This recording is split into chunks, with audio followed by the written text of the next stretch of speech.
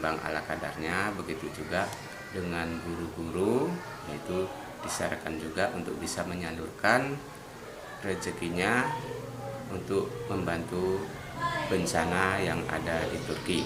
dan akan disalurkan, cuman model penyaluran mungkin kami tidak tahu persis, mungkin melalui rekening nanti Bu ya, melalui rekening yang ada diterapkan di sana.